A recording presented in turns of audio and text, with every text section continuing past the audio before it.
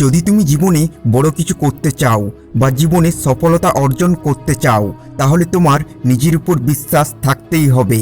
কারণ তোমার যদি নিজের উপর বিশ্বাস বা আত্মবিশ্বাস না থাকে তাহলে তুমি বারবার হতাশ হয়ে পড়বে, নতুন কিছু করতে ভয় পাবে বা কিছু সময় পরপর নিজের কাজে ডিমোটিভেট হয়ে পড়বে, ঠিকঠাক কোনো কাজেই তুমি করে উঠতে পারবে না। আর এই বিষয়ে ইউটিউবে অনেক ভিডিও অ্যাভেলেবেল আছে, কিন্তু সেখানে বেশিরভাগ ভিডিওতে শুধু আত্মবিশ্বাসী দেখানোর উপায়গুলিই বলেছে, body language, eye contact, deep voice ইত্যাদি ইত্যাদি। কিন্তু আজকের এই ভিডিওতে আমি তোমাদের ভিতর থেকে আত্মবিশ্বাস বাড়িয়ে তোলার উপায়গুলি বলতে যাচ্ছি, তাই ভিডিওটি তোমার জন্য খুবই ইম্পর্ট্যান্ট হতে চলেছে। একটু স্কিপ না করে শেষ পর্যন্ত দেখো। তো নাম্বার 1, নিজের সাথে অন্যের তুলনা করবে না। আমরা অনেকেই নিজের সাথে অন্যের তুলনা করি। বর্তমান দিনে সোশ্যাল মিডিয়াতে অন্যের সাজানো লাইফস্টাইল দেখে আমরা সেটি নিজের বাস্তব জীবনের সাথে তুলনা করতে চাই, আর নিজের অজান্তেই নিজের আত্মবিশ্বাস ধীরে ধীরে কমিয়ে ফেলি।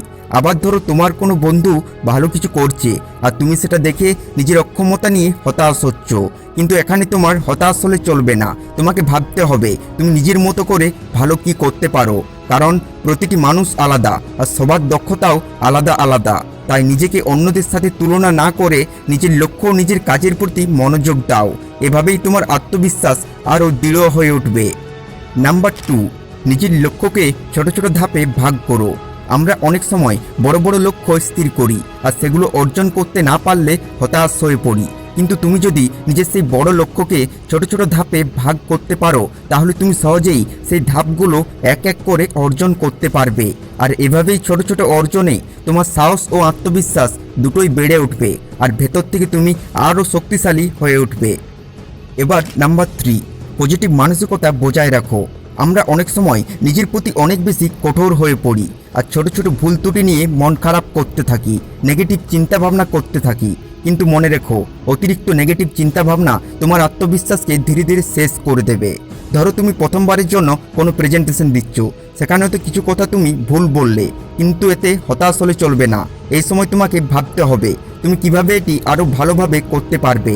আর এই ধরনের পজিটিভ মানসিকতা আমাদের আত্মবিশ্বাসের জন্য খুবই গুরুত্বপূর্ণ। নাম্বার 4, নিজেকে চ্যালেঞ্জ করো। আত্মবিশ্বাস তখনই বাড়ে যখন আমরা নিজেদের কমফোর্ট জোনের বাইরে কিছু করতে সাহস করি। যদি তুমি এমন কোনো কাজ করার কথা শুধু ভেবেই যাচ্ছ যেটা তোমার এই সময় করা প্রয়োজন, সেই কাজটি হয়তো তোমার কমফোর্ট জোনের বাইরের কাজ, তাই সেটি করার সাহস তুমি পাচ্ছ না, তাহলে এই সময় তোমাকে নিজের ভয় দূর করে সেই কাজটি করার চেষ্টা করতে হবে। এভাবেই নিজেকে চ্যালেঞ্জ করে তুমি নিজের ভয়কে জয় করতে পারবে। ধরো তুমি নিজের ভয়ের কারণে ইউটিউবে ভিডিও তৈরি করা এড়িয়ে যাচ্ছ, কিন্তু এই কাজটি তুমি করতে চাও বা এই কাজটি তোমার স্বপ্নের কাজ, তাহলে তোমাকে নিজেকে চ্যালেঞ্জ করতে হবে আর কমফোর্ট জোন থেকে বেরিয়ে এসে এই কাজটি করার চেষ্টা করতে হবে। আর এভাবে যখনই তুমি ছোট ছোট চ্যালেঞ্জ গ্রহণ করবে তোমার আত্মবিশ্বাসও ধীরে ধীরে বাড়তে থাকবে। তো এই ছিল নিজের আত্মবিশ্বাস বাড়িয়ে তোলার 4টি উপায়।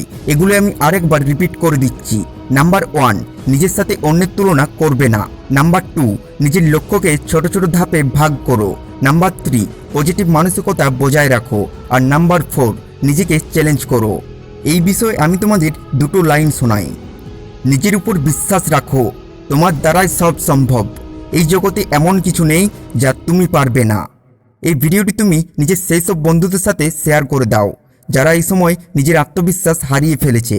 তোমার এই একটি শেয়ারে হয়তো কোনো মানুষের আত্মবিশ্বাস ফিরিয়ে দিতে পারে। Thanks for watching.